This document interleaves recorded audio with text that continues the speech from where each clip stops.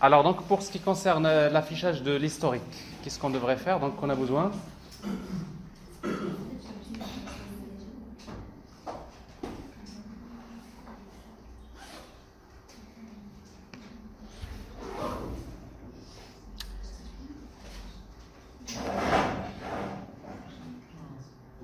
Donc, nous avons une liste qui s'appelle list view historique. Alors, si vous voulez stocker des données dans un list view, qu'est-ce qu'il faut faire? Alors, en fait, list view, donc c'est un composant, comme la majorité des composants, respecte le pattern MVC. Ça veut dire quoi MVC, si vous vous rappelez? MVC, ça veut dire il y a la partie view. Bon, view, c'est ce que vous voyez là. Mais les données qui vont s'afficher se trouvent dans un objet qui s'appelle le modèle, n'est-ce pas? Alors, pour créer un modèle, donc, en fait, une liste view, il peut afficher une liste d'éléments. Ça peut être du texte. Chaque élément de la liste, ça peut être un texte. Ça peut être un ensemble d'éléments.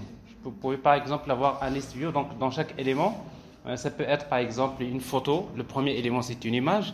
Le deuxième élément, c'est un nombre. Le troisième, c'est une date. Le quatrième, c'est un texte, n'est-ce pas? Il dit que donc, pour cela... Ah, merci. Alors pour cela,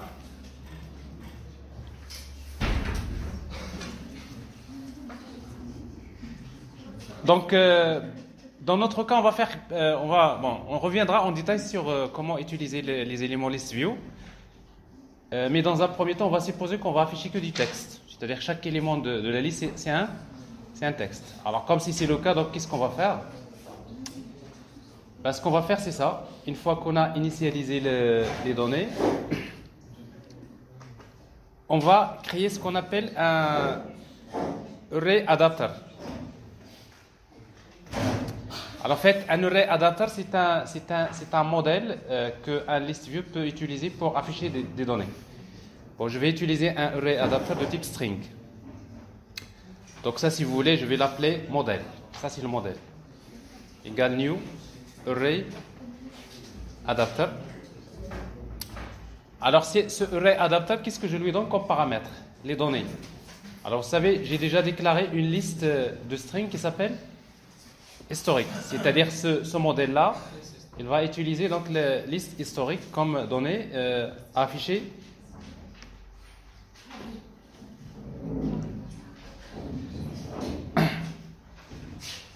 Alors, il faut donner donc comme paramètre. En fait, il y a 3 paramètres qu'il faut donner. Alors, je vous explique d'abord.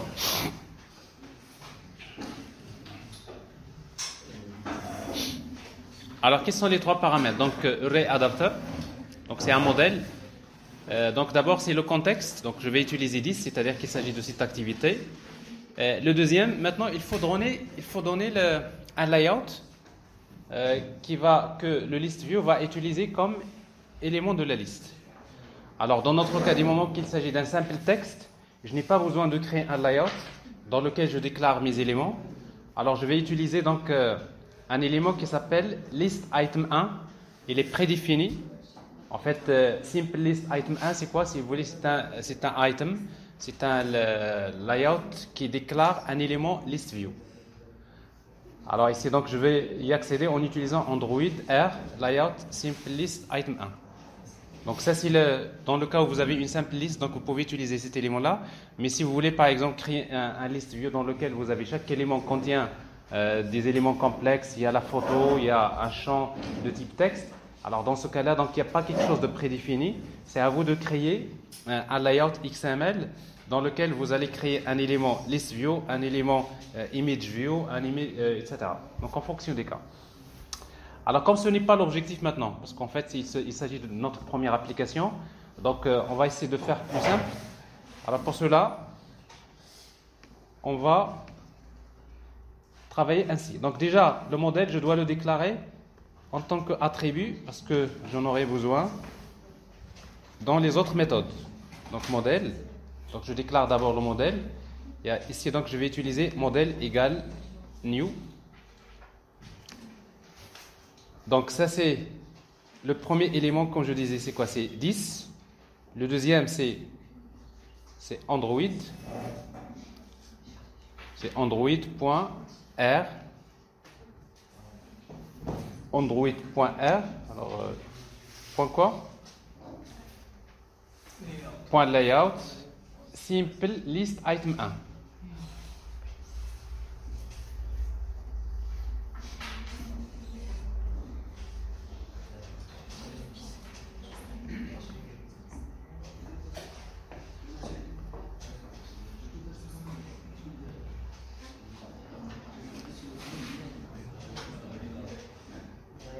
Android. Layout. Item underscore 1. Bon. Il faut bien écrire ça. Et le troisième élément, c'est quoi? C'est la liste. Ah, bon, notre array list, c'est liste historique. Alors bien, ça c'est le modèle. Alors vous voyez donc, vous avez créé un modèle qui contient une liste d'éléments qui seront affichés dans list view. Alors pour afficher donc notre list view, on va utiliser les list view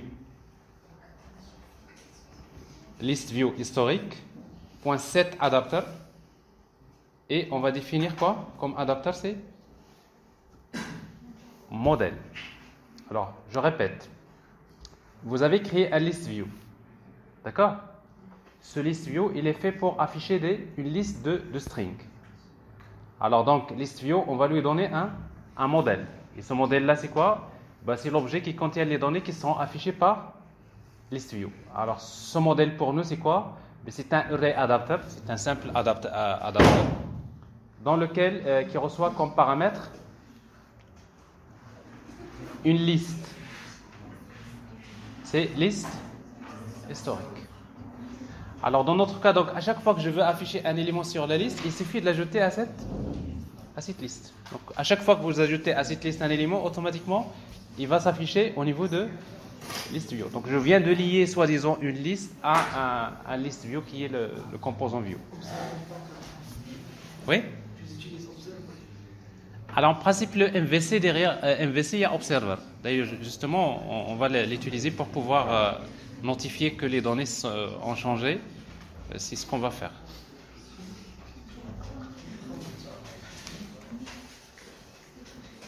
Alors ici, donc, notre list view, elle va afficher des éléments, mais chaque élément de la liste, c'est un string. Mais l'élément string, où est-ce qu'il sera affiché? Il va être affiché dans un text view, qui s'appelle simple list item. C'est un text view qui est déjà déclaré dans un layout, qui est défini dans un layout qui se trouve dans plutôt dans le, c'est-à-dire c'est des layouts chargés par défaut. Donc dans notre cas ici, on n'a pas besoin d'ajouter un layout additionnel. Alors maintenant, à chaque fois que vous avez un utilisateur, alors si le nombre est supérieur,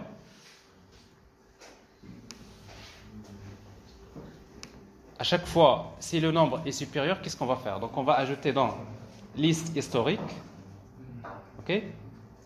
Liste historique.add. Alors liste, c'est pas liste view, liste historique. Maintenant c'est un array list. Liste historique.add. On va ajouter un string. Alors dans notre cas string, qu'est-ce qu'on va afficher?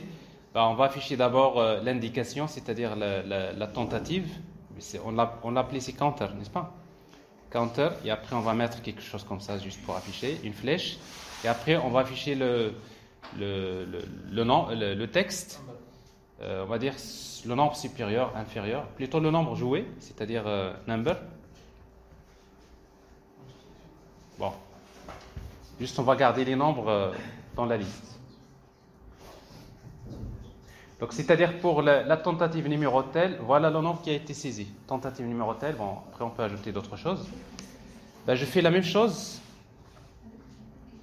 à vrai dire, pour ne pas reprendre ça plusieurs fois, parce que là je dois l'ajouter ici, n'est-ce pas? Bon, je le fais directement. ici. Donc à chaque fois je saisis une donnée, donc je l'ajoute dans la liste. Mais il y a une chose importante, c'est qu'à chaque fois que vous changez les données dans le modèle, il faudrait notifier la vue, il faudrait notifier le list view comme quoi les données ont changé. Comme ça, il va se mettre à jour. Alors globalement, cette opération, on l'a fait avec modèle point notify data set changed. Alors vous dites au modèle, les données ont changé. Automatiquement, il va notifier la vue, donc il va se rafraîchir. Donc à chaque fois que vous changez votre array list, vous ajoutez ou bien vous supprimez, vous avez juste besoin de notifier la vue comme quoi les données ont changé. Bon, globalement, le list view il va s'adapter.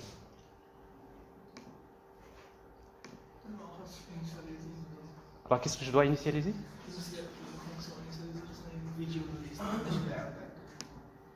Alors, ça c'est ce qu'on va faire tout à l'heure. Donc à chaque fois qu'on va rejouer, il va falloir supprimer tous les éléments de la liste dans initialisation. Effectivement.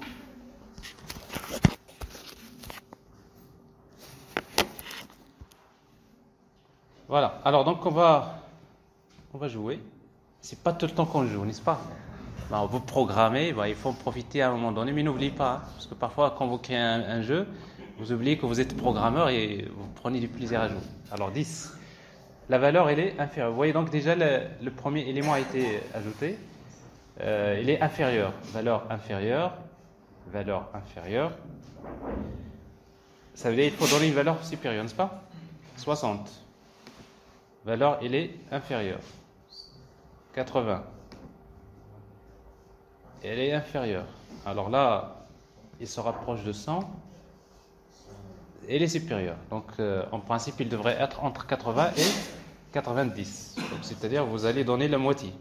Bon, le plus simple, c'est d'utiliser la dichotomie. Elle est inférieure, mais on est sur la dernière tentative. Elle est inférieure, c'est-à-dire entre 85 et 90. Alors là, alors on va dire 88. À mon avis, c'est 89. Ouais. Non, attendez. Hein. Ça veut dire quoi ça? Bon, on n'a aucune idée. Parce que dans tous les cas, si vous dépassez le nombre de tentatives, il va vous afficher ça. Est-ce que vous voulez rejouer? Mais on n'a pas affiché un message comme quoi. Mais si on regarde, en quelque sorte, si vous mettez oui, mais là, c'est pas bien fait. Alors, votre score, elle reste à 0. Donc, ça veut dire qu'on n'a pas trouvé la valeur. Alors déjà, remarquez bien que notre list view, il a bien c'est une liste qui va défiler, donc il n'y a pas de problème à ce niveau-là. Alors après, vous pouvez rejouer. Mais en tout cas, comme je disais, le seul problème, c'est que quand vous rejouez, il faut effacer, n'est-ce pas? Alors pour effacer, qu'est-ce que vous allez faire?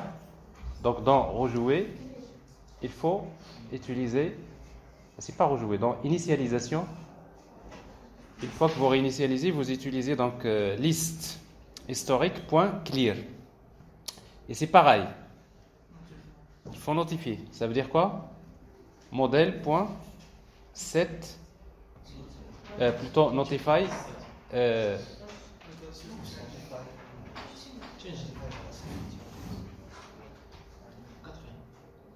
alors set notify notify data changed.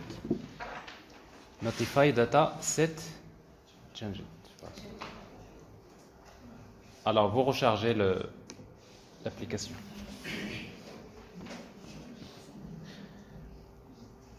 Bon, notre petit jeu, il est loin d'être parfait. C'est vraiment pas de la bonne programmation. Alors quand vous regardez bien, il y a beaucoup de choses à améliorer, mais l'objectif de cette première application pour vous, c'est juste de voir comment créer cette logique. Comment créer une première application Android que vous générez, l'APK, vous l'installez dans le téléphone, prenez le temps de l'utiliser et vous découvrez vous-même quelles sont les limites, les problèmes, parce qu'il y a plein de choses qu'on n'a pas pris en considération. Alors, ce qu'on va faire, nous... Alors, je crois, il y a un petit souci au démarrage.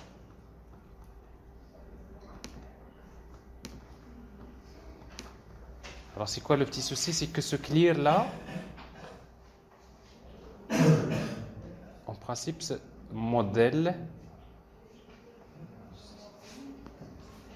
Il y a un petit problème.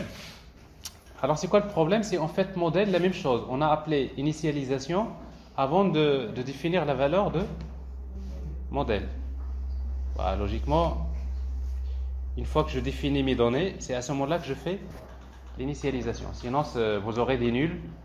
Et quand vous avez des nuls, forcément, l'application ne peut pas démarrer.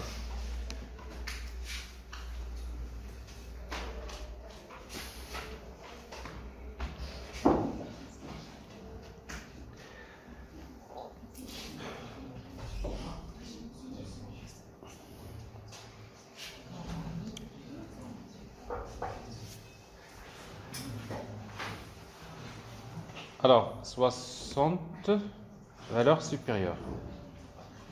30, supérieur. 10, inférieur. 20, supérieur. Alors, entre 10 et 20. 15. Il est supérieur à la 13. Voilà, encore à savoir. Ah. Ça marche pas. Alors maintenant, vous, si vous voulez jouer, vous mettez le nombre maximum de tentatives, vous mettez quand même 10. N'est-ce pas? Parce que là, 6, on ne voit pas trop comment on peut détecter ça. Donc on va mettre max, c'est 10. Ou bien vous loguez le nombre secret au démarrage. Ouais, on va tricher, mais pour tester le jeu, c'est ce que vous faites. Une fois que vous avez le secret, vous utilisez log.info. On va loguer dans la console secret. Alors toujours le tag c'est mylog. Et ici donc secret, la valeur de secret. Pas de problème. En même temps, on a mis 10, donc ça me semble correct.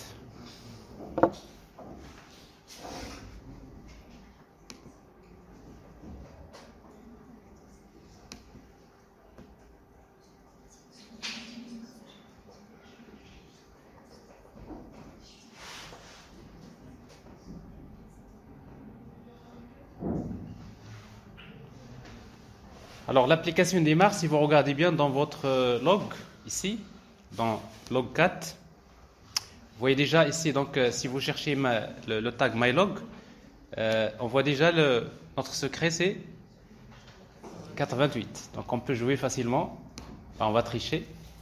Même si on connaît la réponse, on va tricher, on va dire on ne connaît pas la réponse. 80. Ça c'est inférieur. Et notre qui est supérieur, on va dire c'est supérieur. Et après on va lui dire c'est 88. Alors bravo, vous avez gagné. Oui, bon, il y a le score qui s'ajoute. La liste est effacée. Bon, parfait. Alors l'essentiel c'est que vous avez ce petit jeu là, il fonctionne. Alors maintenant ce que je vais faire c'est juste au niveau de l'internationalisation. Alors notre jeu pour le moment il s'affiche qu'en français, n'est-ce pas? On aimerait bien avoir 3 langues, l'anglais et l'arabe par exemple.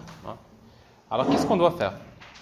Alors premièrement, il faut d'abord s'assurer que toutes les chaînes de caractères que vous utilisez, ils font référence à des strings qui sont déclarés dans le fichier string XML, n'est-ce pas? Alors ici donc vous avez par exemple le nom de notre jeu. D'ailleurs si vous l'avez remarqué, l'application, le nom de l'application ici c'est My First Game. Alors ça représente si vous voulez, on va supposer que notre fichier XML, par défaut, que la langue utilisée, c'est l'anglais. On va dire c'est le français par défaut, ok? Et après, on va changer de langue. Donc, ici, donc, on va jeu. Premier jeu. Ça, c'est deviner, machin, etc., etc. Il n'y a pas d'erreur d'orthographe quelque part ici? Score. Bravo. Ok. Alors, qu'est-ce qu'on va faire? Maintenant, on va définir, dans notre application, on va définir, il y a encore je crois, il Il y a encore des chaînes. Il y a d'autres messages qui doivent être ajoutés. Lesquels? Est-ce qu'on n'a pas des strings ici, non? Rejouer. Ici. Alors cette chaîne-là, on va l'ajouter. Alors pour l'ajouter, donc le plus simple, c'est d'utiliser extract to string. Donc la variable, on va l'appeler rejouer. Il y a oui.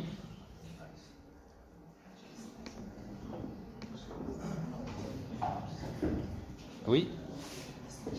Et quoi d'autre? Quitter. C'est une chaîne de caractères. Donc vous voyez, donc je fais référence cette fois-ci tout dans le fichier XML. Il y a non, le bouton. Ah, ça c'est quitter. Bon, on va dire c'est bon, ça suffit. Alors nous avons nos chaînes de caractères qui sont là. Alors maintenant, qu'est-ce qu'on va faire? Le plus simple, au niveau programmation, vous n'avez rien à faire. Alors vous allez juste, si vous voulez, il y a un éditeur ici, Open Editor. Bah, il vous affiche déjà, si vous voulez, tout ce que vous avez dans string XML. Il vous l'affiche ici. Et après, vous dites, je veux ajouter une langue. C'est-à-dire, finalement, vous allez avoir deux fichiers string XML. Un string XML pour cette langue et un string XML pour une autre langue. Alors, ici, donc, on va ajouter quoi? Alors, c'est ici, voilà. Il y a un bouton ajouter une locale. Alors, ce bouton-là, il va vous permettre d'ajouter une locale. Et là, vous avez les différentes langues. Alors, ici, donc, je vais ajouter l'anglais. English. Bon, arabique. Bon, vous avez.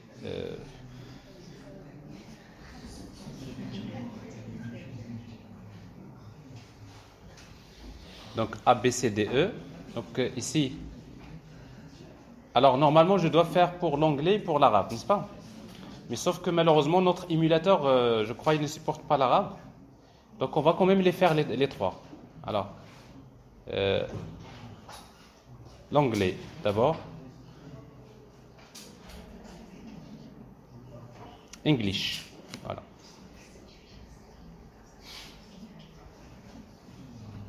Alors, English, et après je vais ajouter l'arabe. Arabe. Arabique. Bon, arabique quelconque. Alors, vous voyez donc, qu'est-ce qui se passe? C'est que finalement, qu'est-ce que vous venez de faire avec ça? Vous avez créé trois fichiers string XML. Trois fichiers string XML. Alors, pour la variable appName, ici, pour le français, ça s'appelle premier jeu. Mais pour l'anglais, on va l'appeler first game. Et pour l'arabe, hein? Ah, ça c'est l'arabe. Allez, donc ici c'est first game. Mais après l'arabe, vous écrivez l'arabe, il faut changer le clavier, vous mettez l'arabe et vous écrivez. Bah, je ne sais pas ce que c'est, mais je suppose c'est bon. C'est de l'arabe. Devinez. Alors, ici, donc, c'est guess. Ah. Alors, bon, je commence par l'arabe. Devinez. Oui. Et là, c'est guess. Le score. Ça, c'est le score. Alors, ici, donc, c'est score. Là, c'est la valeur, ça c'est valeur supérieure. Greater. Your value, the value is greater. C'est comme ça?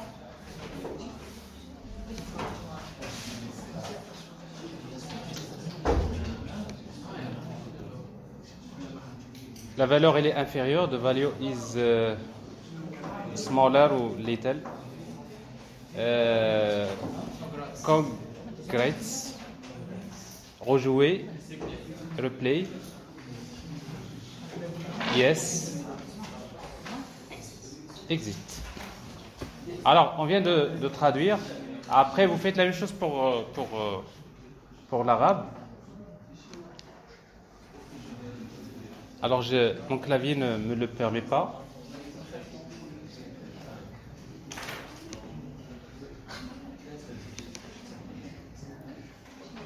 La basse. Abi. Bah, vous voyez donc, j'ai écrit Abi au hasard. Inet. Attends, c'est pas Inet. Bon, je retape, je ferme mes yeux, je retape, il y a des choses. En tout cas, qu'est-ce que vous venez de faire avec cette opération? Vous venez de... si vous revenez vers notre string XML, bon, ça c'est le fichier string XML. Mais en réalité, si vous regardez maintenant dans Values, dans string XML, vous allez trouver il y a trois versions de string XML. Ça c'est la version français. Et vous avez string XML version, ça c'est arabe. Et ça c'est quoi? C'est l'anglais, EN, n'est-ce pas? Alors il faut juste voir, bon, ça c'est la structure Android, c'est la vue du projet, c'est-à-dire la vue la structure de la vue Android. Mais si vous voulez voir la structure de votre projet, vous n'avez qu'à afficher donc ici Project, et vous regardez comment ils sont organisés les fichiers. La logique des choses, c'est dans Source, vous avez Main, Ressources, et si vous allez vers Values, alors vous voyez donc dans Values, qu'est-ce que vous avez? Vous avez Values, et vous avez Values AR et Values EN. Alors dans Values, vous avez un fichier string XML. Dans Values EN AR, c'est-à-dire arabique, vous avez string XML. Et dans Values EN, vous avez string XML.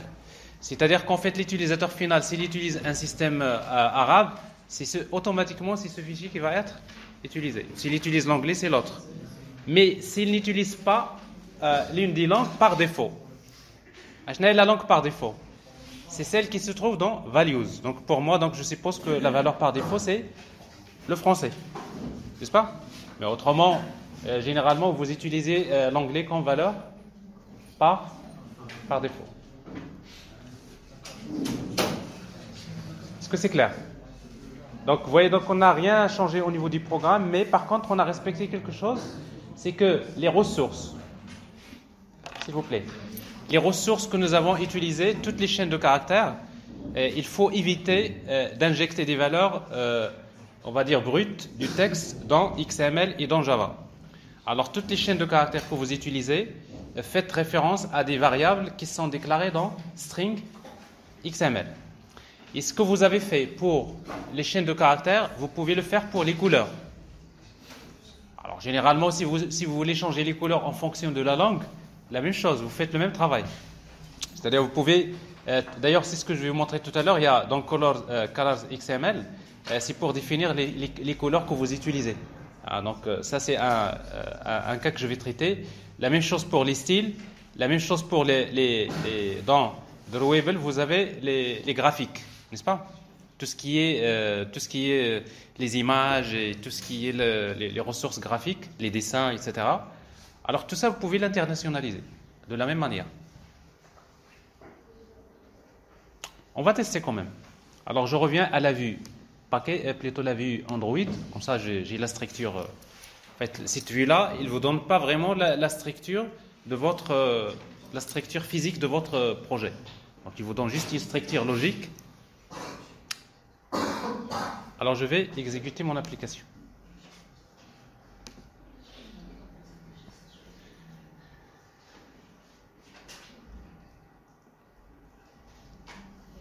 Alors pour vérifier, donc normalement, notre jeu, il devrait s'afficher par défaut avec la langue française.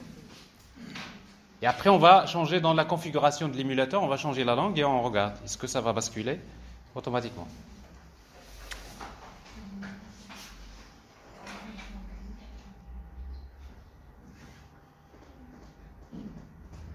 Voilà. Alors ici, donc, devinez, c'est le français qui est affiché.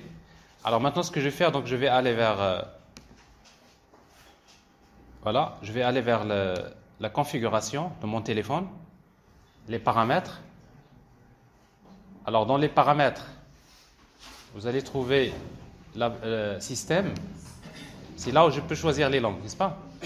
Vous remarquez déjà donc les langues de saisie.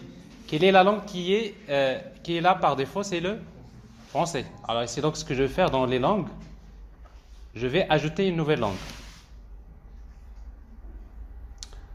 English. Bon, malheureusement, cet émulateur, vraiment, il est pas très bien fait. Donc, ce que fait, même si je vais sélectionner, donc, normalement, vous devrez changer l'ordre des langues. C'est-à-dire que la langue première, pour moi, maintenant, ça doit être anglais. Alors, juste pour ne pas avoir de problème, ce que je vais faire, je vais supprimer le français.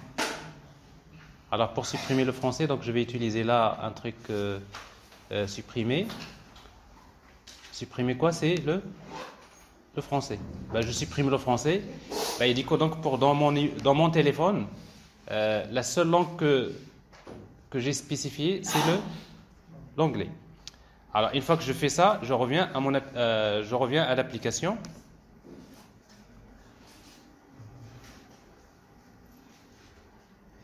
Alors, l'application, elle est là. Regardez ce qui se passe. Alors, tout a changé. Alors, donc j'ai basculé le fait que vous changez la langue dans ça. Vous avez donc guess. On va regarder. The value is smaller. 89. Greater. Alors, on va tricher. Le secret, c'est quoi qu'on cherche? C'est 69. 69. Replay. Alors, si vous faites exit, il quitte l'application. Alors, on n'a jamais testé, en principe. Ça, c'était pour faire ça. Alors, donc, je viens de vous montrer comment ajouter donc la partie internationalisation au niveau de l'application. Alors, qu'est-ce qui reste maintenant? Il vous reste plutôt, dans un premier temps, à soigner le design. Donc, forcément, vous avez besoin d'utiliser les styles, etc. Alors, je reviens au fichier ActivityMin.xml. Alors, déjà, en fait, notre relative layout, il n'est pas très bien fait, parce que je vois ici que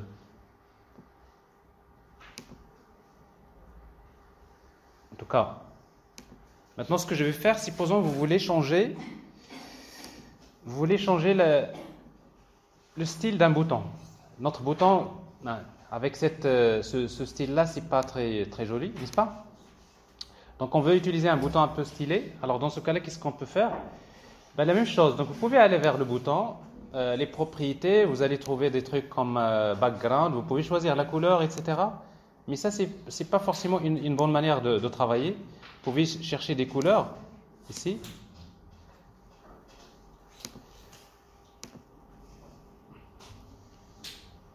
Un bouton. Vous voyez déjà, par défaut, il y a des couleurs qui sont déjà déclarées dans le système. Il y a 3 couleurs. Alors, vous pouvez sélectionner la couleur donc, de votre bouton. Ben, ça vaut donc quelque chose comme ça. Ce n'est pas ce que je veux faire. Je vais supprimer. Alors maintenant, ce qu'on va faire, c'est on va créer un style. Alors pour créer un style, vous allez vers le fichier, la même chose, style XML. On a déjà manipulé string XML. Cette fois-ci, on va utiliser style XML. Alors supposons que vous voulez créer un style pour vos boutons. Alors, si vous voulez créer un style pour les boutons, vous allez utiliser un nouveau style. Je change de clavier. Alors, j'ai pas testé exprès, j'ai pas testé la langue arabe. Ça devrait marcher sur votre téléphone, il n'y a pas de problème. Mais à condition que la langue soit également installée dans le téléphone. Mais il se trouve que dans l'émulateur que j'ai là, la langue arabe n'est pas installée. D'accord?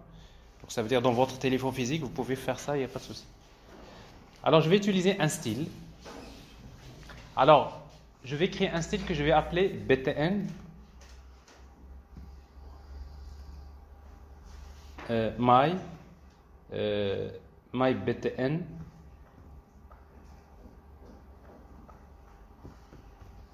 Style.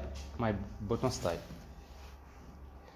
Alors normalement, quand vous créez un style, Alors pour ne pas définir pratiquement toutes les propriétés du style, vous allez hériter, notamment avec parent, on va hériter du style par défaut d'un bouton. Alors le style par défaut d'un bouton, vous pouvez le retrouver facilement, bouton. Voilà, voilà, apparence, app compact, style. Ça devrait être plein de choses que je devrais. Alors c'est style, bouton.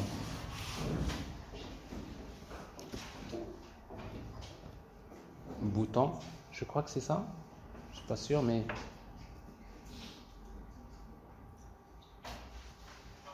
voilà. Style bouton. Une fois que vous héritez de style, le style de base de bouton, on peut redéfinir des propriétés. Alors, si vous voulez, c'est presque de l'héritage. Donc, si vous créez un style qui hérite de bouton, je dois juste vous dire une chose, c'est que quand vous êtes dans style XML, c'est exactement comme si vous êtes dans CSS HTML.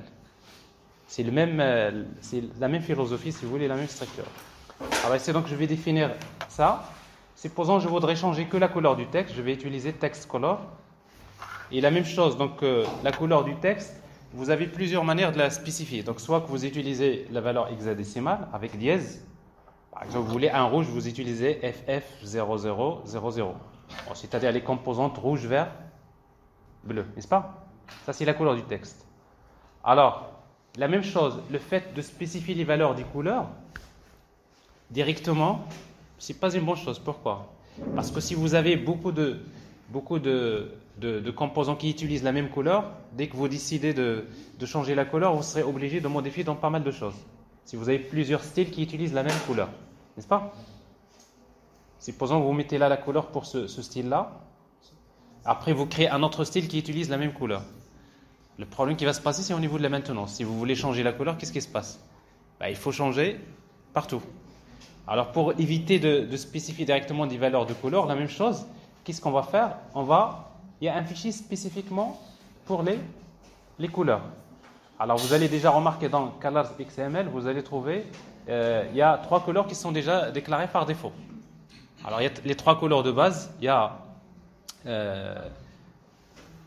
voilà, primary, il y a dark, il y a accent. Donc ça c'est les 3 couleurs. D'ailleurs, si vous regardez votre application, dans l'application, c'est ces couleurs-là qui sont utilisées par défaut.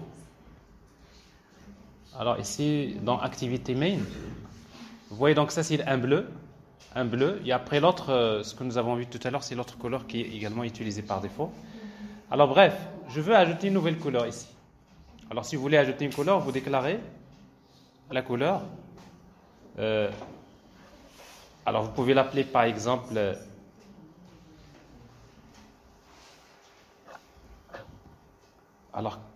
color style, par exemple 1, et après vous dites la couleur c'est un rouge. Plutôt, donc ça c'est les composantes RVB, rouge, vert, bleu. Et après si vous voulez un éditeur de couleur, vous n'avez qu'à cliquer sur ça et vous pouvez choisir donc le style de couleur que vous voulez, donc un violet, foncé, etc. Bon, l'essentiel c'est que vous avez une couleur.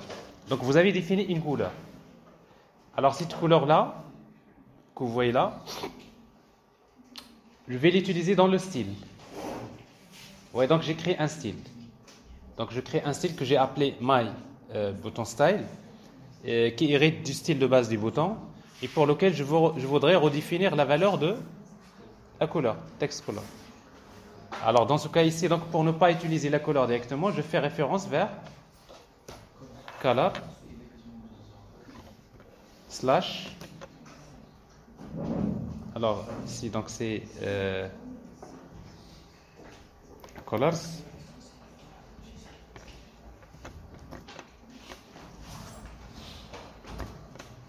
alors text color qui fait référence vers,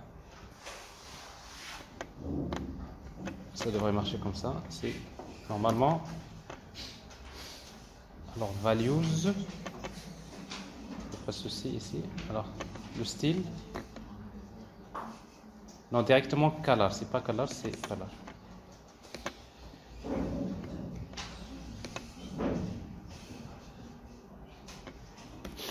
Alors, ou bien, donc, il a bien retrouvé cette couleur-là.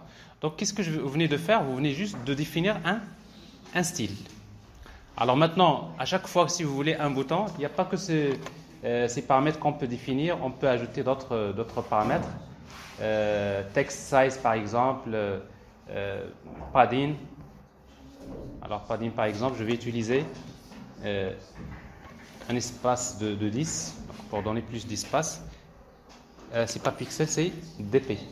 C'est les multiquets utilisés.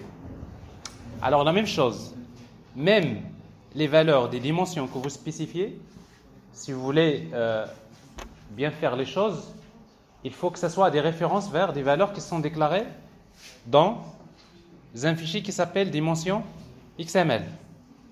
Alors la même chose, dans les valeurs, vous pouvez avoir un fichier de dimension XML et dans lequel vous pouvez déclarer les dimensions. Bon, tout ça, c'est le même principe. Alors je le garde comme ça. Alors maintenant, je reviens vers mon fichier là. Donc ici, donc j'ai mon bouton. Je voudrais que ce bouton, je voudrais appliquer ce style à ce bouton. Qu'est-ce que je dois faire? Ici, donc, vous allez trouver Style. Alors, bouton. Voilà, Style. Alors, ici, donc, si vous regardez Style, normalement, ce que vous devrez écrire, c'est Style. Mais sinon, vous pouvez trouver dans la liste ici, donc, vous avez bouton.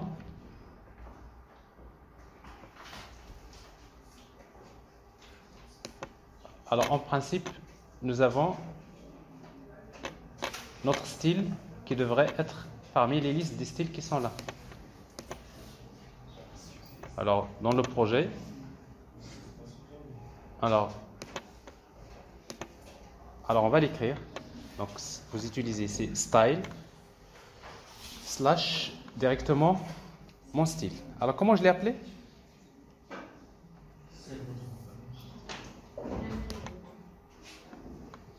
Style.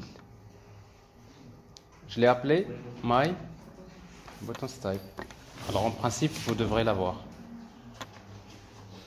Alors ici donc, si vous voulez, si vous revenez soit en mode design ou bien en mode XML. Alors mon bouton il est là. Il est là. Alors, je vais utiliser donc style.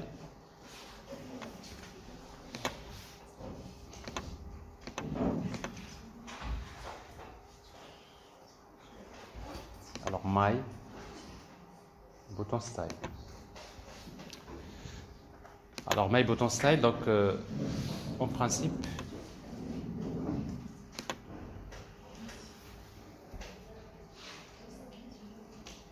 style,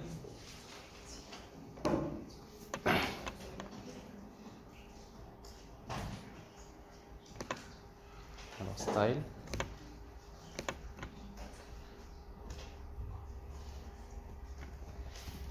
/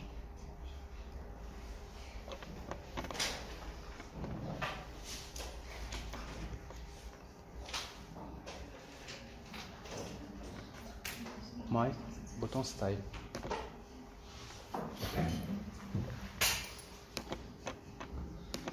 Alors ça n'a pas l'air de marcher, donc il y a quelque chose qui cloche.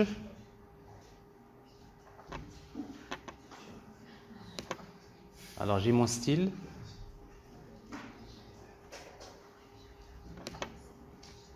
Je vais juste jeter un coup d'œil sur est-ce que je suis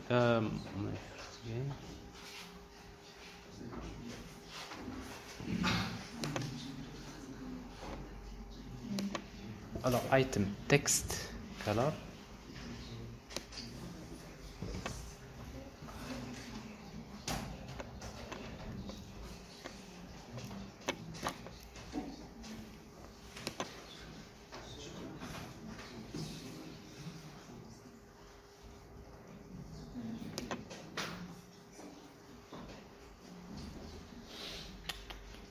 Il y a quelque chose qui cloche. Alors ça c'est pas bon. C'est pas style égal à ça, mais ça c'est my button style égal. C'est quoi cette histoire?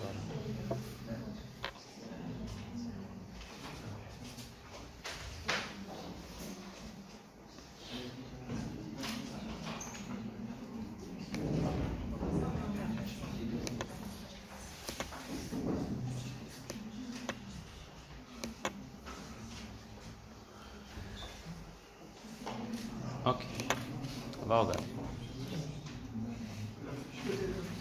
Les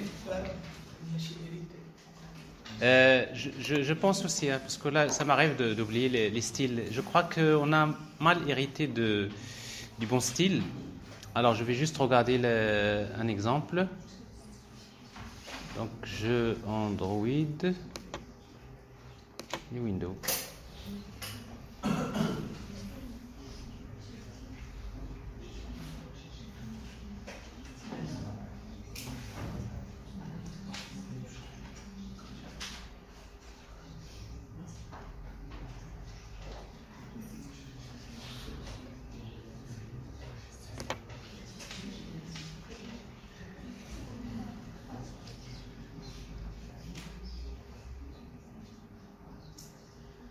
C'est pas celui-là.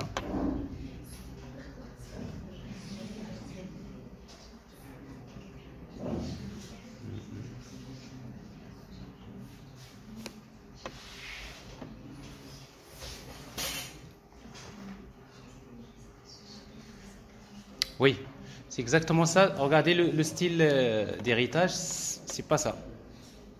Donc il faut bien hériter d'un style, plutôt c'est de Android widget button. Alors ça c'est important. Donc style, je vais hériter Android widget button. Alors ça c'est en quelque sorte en principe. D'ailleurs si vous regardez déjà ici, donc la taille a changé. D'ailleurs vous pouvez trouver votre style à ce niveau-là.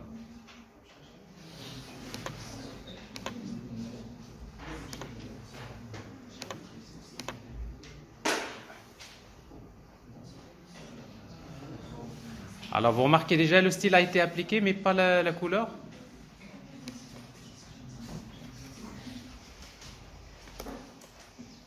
C'est un peu...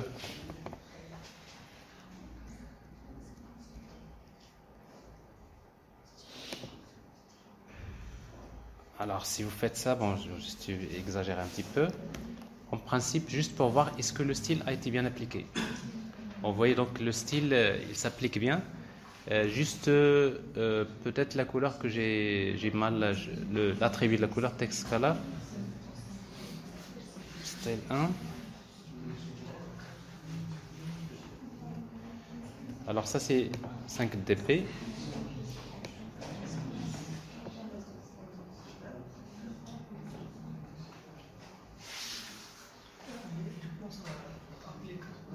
Applica, juste c'est pas visible. Ouais. Ok. Alors en fait on va pas utiliser background. Alors maintenant si vous voulez, ça c'est juste, je vous montre le principe. Donc ça c'est le style du bouton. Mais là, si vous voulez encore faire mieux, c'est que votre bouton, vous voulez changer sa forme, vous voulez mettre, je sais pas, une forme circulaire. Encore, vous voulez mettre des arrondis, vous voulez mettre une couleur différente en arrière-plan. Alors ça, ce que vous allez faire, vous pouvez définir ce qu'on appelle la forme. Vous pouvez même définir la forme du bouton. Alors comment définir une forme? Alors les formes, c'est quelque chose que vous pouvez définir dans la partie drawable. Alors regardez bien. Alors dans drawable, c'est-à-dire c'est là où normalement vous allez trouver les images, mais en même temps vous pouvez ajouter un fichier XML dans lequel vous pouvez définir ce qu'on appelle des formes. Alors new, on va créer une ressource new drawable resource file. C'est un fichier. Donc ici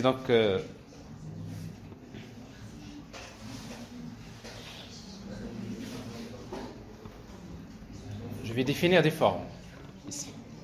Le fichier, je l'appelle forme. Ça veut dire qu'il va créer un fichier qui s'appelle forme XML. Alors, quand vous créez ce fichier forme XML, alors qu'est-ce qu'on va mettre dans forme XML? Donc, on arrive ici, en format texte directement. Alors, on va juste changer ici, au lieu de selector, on va utiliser shape. Alors, shape, ça veut dire que je vais créer une forme.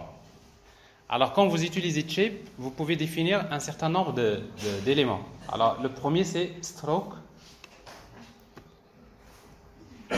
Alors, et vous pouvez spécifier donc la couleur. C'est quoi la couleur? C'est stroke, c'est la bordure. Alors, la couleur de la bordure. Bon, à nouveau, donc, vous pouvez faire référence vers une couleur qui existe déjà dans Colors. Dans notre cas, par exemple, vous voulez utiliser un bleu comme bordure. C'est primary, par exemple. Et en même temps, il y a un attribut que je vais ajouter sur shape. Quelle est la forme du shape? Alors ici, shape. Alors ça, je ferme ici. Espace. Vous avez un attribut shape. Et dans la valeur, vous voyez, donc ça peut être soit rectangle, soit ovale, soit... Je définis une forme. Rectangle. Donc ça, c'est une forme rectangulaire.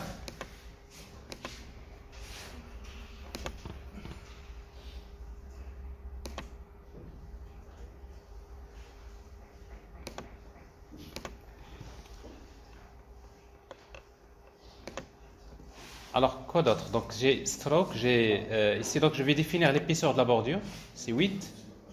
Alors, la même chose, donc je vais utiliser par exemple 5 pixels dp, 5 dp.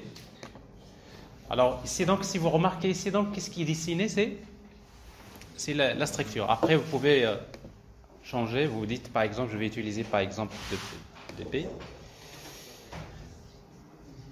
Bon, ainsi de suite. Alors maintenant, vous pouvez encore ajouter d'autres choses. Par exemple, la couleur de l'arrière-plan, vous pouvez ajouter pas mal de choses. Alors, je vais garder ici 3 dp. Qu'est-ce que je viens de faire? Je viens de définir plutôt une forme.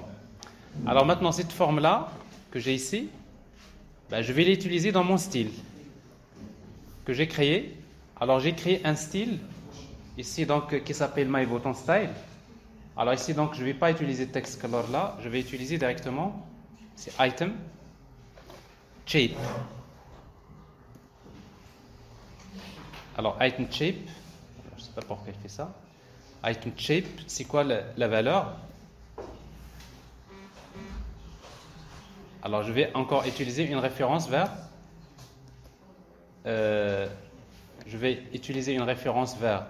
pourquoi il fait ça? Vers ce fichier-là, c'est forme, n'est-ce pas? C'est drawable.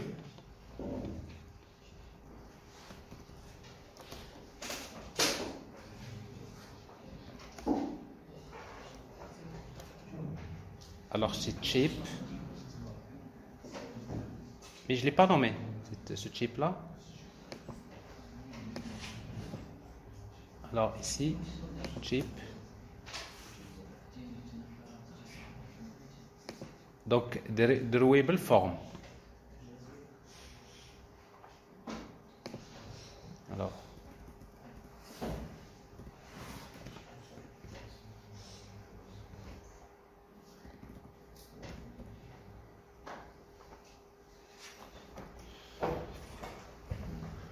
drawable form.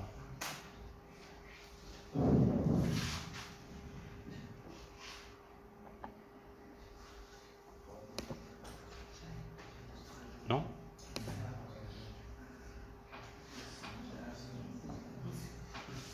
Alors, qu'est-ce que j'ai ici?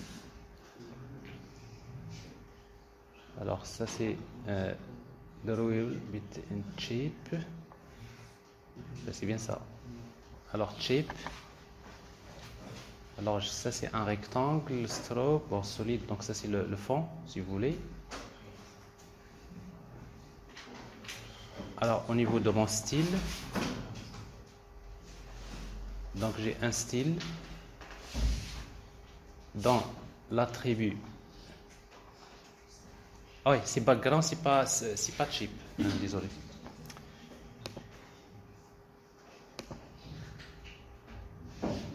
C'est pas ça. Alors ici dans mon style XML, alors ici donc c'est pas cheap, c'est background. Alors remarquez bien ici donc dans mon cas, c'est background. Voilà. Donc, background, drawable, c'est forme. C'est-à-dire, donc pour le background de ce style-là, on va utiliser dans drawable, il va trouver forme. Et dans forme, qu'est-ce qu'il va trouver? Un shape, une forme. Et après, il va appliquer donc cette forme-là pour notre cas. En principe, vous devrez voir votre bouton qui a changé de style. Vous le voyez? Alors, ça, c'est le bouton. Maintenant, je vais juste changer la couleur de l'arrière-plan. Donc, ça se passe dans forme XML. Alors, pour changer dans shape la couleur de l'arrière-plan, je vais utiliser solid. Alors, quelle est la couleur que je vais utiliser? Donc, la même chose. Donc, je vais utiliser une couleur. Alors, la même chose. Donc, je vais choisir une couleur. C'est une couleur que je vais personnaliser. Je vais choisir l'orange, valeur quelconque, orange.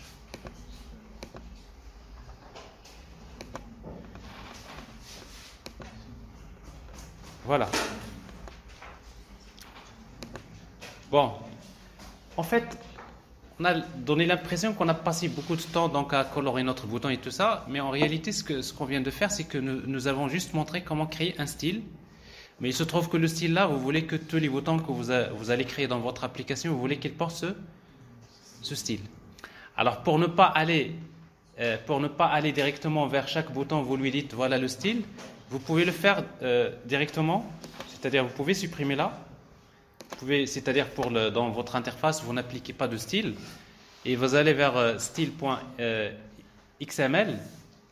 et vous pouvez utiliser un attribut. Alors, c'est quoi l'attribut? Bon, à nouveau, donc j'ai besoin de consulter ça. C'est, voilà, l'attribut, donc vous ajoutez un item bouton style et vous appliquez directement le style. C'est-à-dire, dans notre style app theme, notre thème, on va ajouter un item. Donc, c'est Android.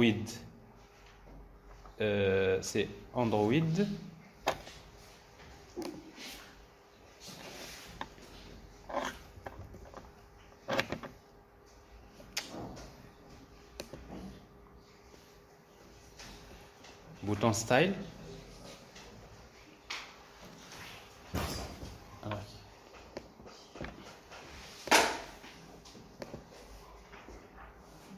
Bon, cette fenêtre me dérange parce que là, l'assistant il tente de me demander à chaque fois des choses. Donc, comme je disais, donc c'est Android bouton style.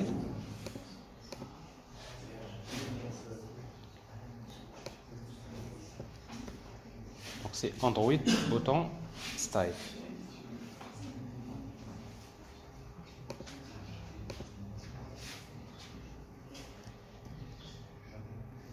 Alors c'est comme si vous dites ce thème là, parce que ça c'est le thème dans notre application.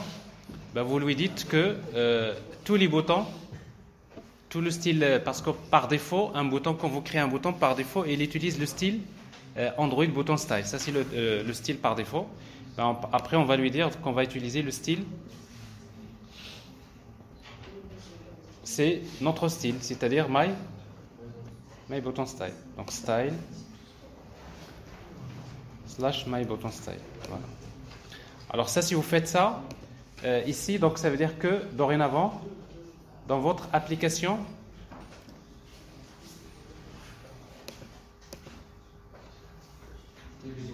alors tous les boutons que vous allez créer, donc ils vont ressembler à ça. D'ailleurs, la preuve, c'est que vous prenez un bouton quelconque ici, vous le faites glisser quelque part. Bon, je vais le supprimer. Alors tous les boutons que vous créez, parce qu'en fait, vous avez configuré dans votre application, vous dites, voilà, donc j'ai défini un style que je vais appliquer pour les boutons. Mais si vous souhaitez ne pas appliquer pour tous les boutons, donc vous allez vers le bouton et vous lui dire, je ne veux pas utiliser le style par défaut. À nouveau, vous pouvez lui appliquer un autre style.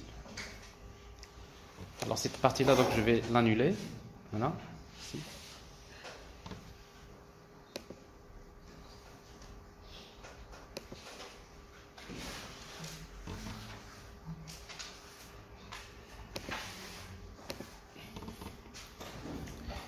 Bien.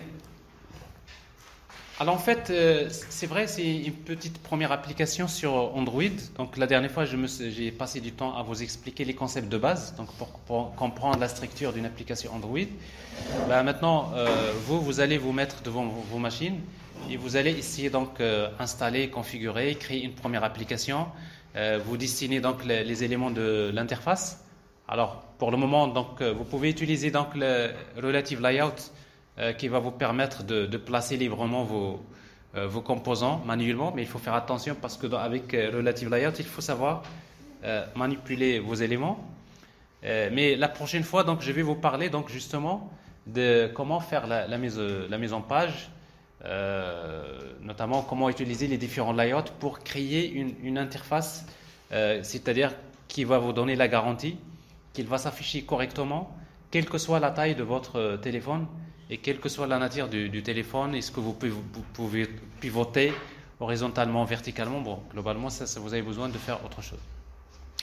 Alors encore, vous aurez besoin de savoir comment utiliser les listes, personnaliser les listes, parce que pour le moment, c'est vrai, ici donc nous avons montré comment créer une liste, une simple liste avec des chaînes de caractères.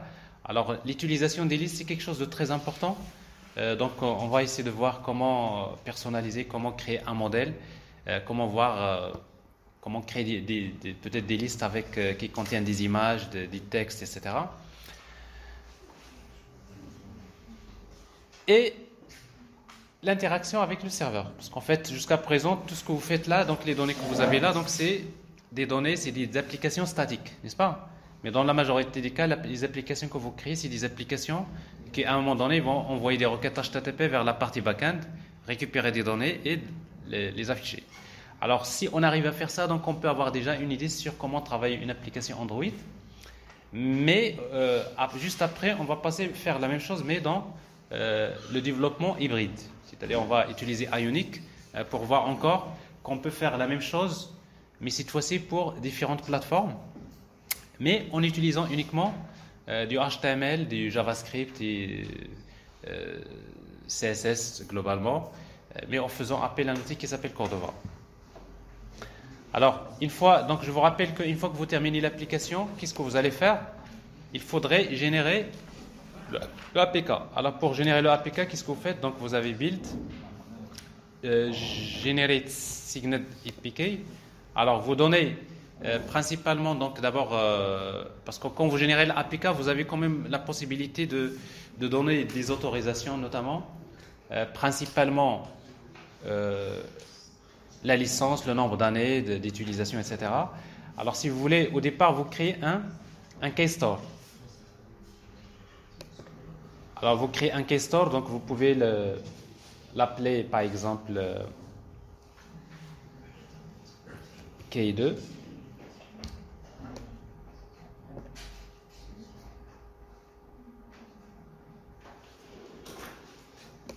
Alors, K2. Et après, le mot de passe, vous pouvez choisir un mot de passe de 4 caractères. 1, 2, 3, 4, 5, 6. Vous faites la même chose, confirme. 1, 2, 3, 4, 5, 6. Et après, donc, l'alia, vous l'appelez donc myk2.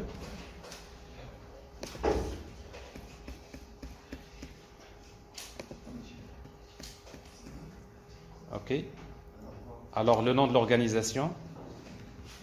Et après, vous mettez donc le 25 ans, le nombre d'années, etc. Alors, en fait, le fichier n'est pas créé. Mais il faut d'abord le fichier, on va l'appeler myk. Donc là, il crée le fichier donc du store. OK. Alors si vous faites ça, en principe, vous pouvez générer donc le APK et il va le mettre dans l'application. Ici, ça c'est le chemin de l'application. Finish. Alors ici, il faut spécifier la signature, la version. Est-ce que vous voulez utiliser une signature au format JAR ou bien au format APK? Alors ça, c'est la dernière étape. Alors ça va vous permettre de retrouver donc donc à nouveau, donc il fait appel à Gradle qui va générer donc compiler donc générer donc le fichier APK que vous pouvez retrouver dans votre système de fichiers.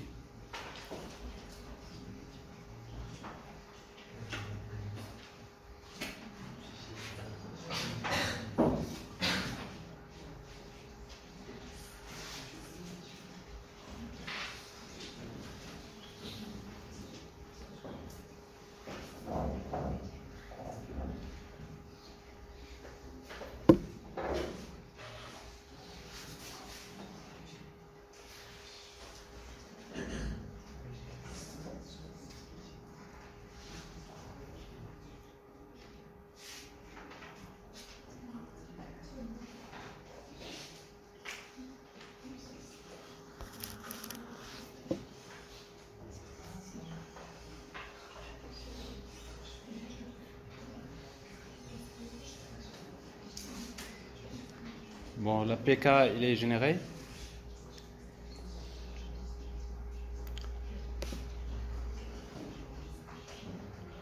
Alors, vous pouvez toujours ouvrir votre projet dans l'explorateur si vous voulez.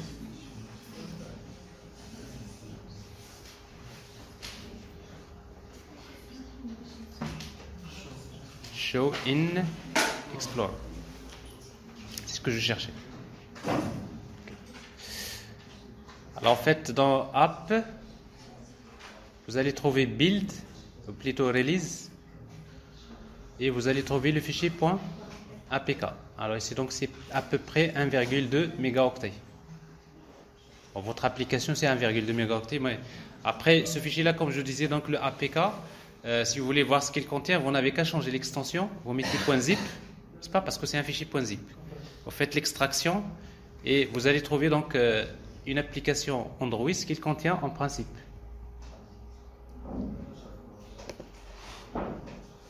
Extraire.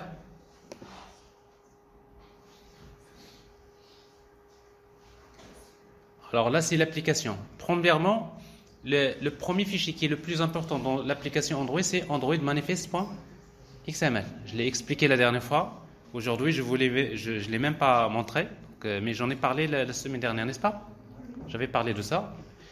Alors pour le moment, on n'avait pas besoin de modifier ce fichier Android manifest.xml parce qu'à vrai dire, on n'a pas fait grand-chose. Hein. On n'a pas. Mais peut-être quand on va établir des connexions vers Internet, par exemple pour envoyer des requêtes, on a besoin de donner l'autorisation d'accéder à Internet. Ça va se passer dans le fichier Android manifest.xml. Alors vous allez trouver donc les ressources. Alors toutes les ressources, ils sont là. Bon, tout ce qui est XML, les couleurs, les images, etc., ils sont organisés à ce niveau-là. Et après, les classes. Alors vous remarquez que les classes Java, ils sont compressés, soi-disant, ils sont archivés dans un fichier, l'extension .dex. Alors c'est quoi le .dex? Je l'ai expliqué la dernière fois. Normalement, dans Java, quand vous compilez, vous avez le .class. N'est-ce pas? C'est le bytecode. Mais dans Android, il utilise une machine virtuelle Java spéciale, qui est la machine virtuelle Java de Dalvik. Et cette machine virtuelle-là, elle est optimisée pour les systèmes Android. Donc, en quelque sorte, ce qu'il fait, c'est que à partir du .class, on utilise un autre outil qui va convertir les .class vers le .dex. N'est-ce pas? Bon, c'est du bytecode qui est optimisé pour les applications Android. Et après, vous avez meta-inf, donc c'est un fichier qui contient d'autres fichiers. Mais en tout cas, c'est juste, vous voulez savoir ce qu'il contient. Donc, soyez toujours curieux. Donc, rappelez-vous, donc pour les applications web J2E, donc je vous disais qu'il faut générer un war ou bien un jar. Mais tout ça, jar, war, apk, ir, c'est des fichiers zip. Généralement, vous changez l'extension, vous regardez ce qu'il contient, parce que finalement, c'est le projet final que vous allez déployer. Mais bien sûr, on ne va pas trouver ici le code source, c'est normal.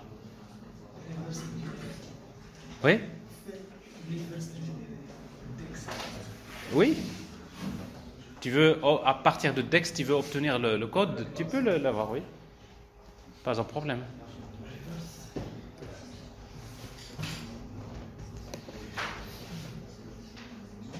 C'est bon? Bon, alors je vais m'arrêter à ce niveau-là.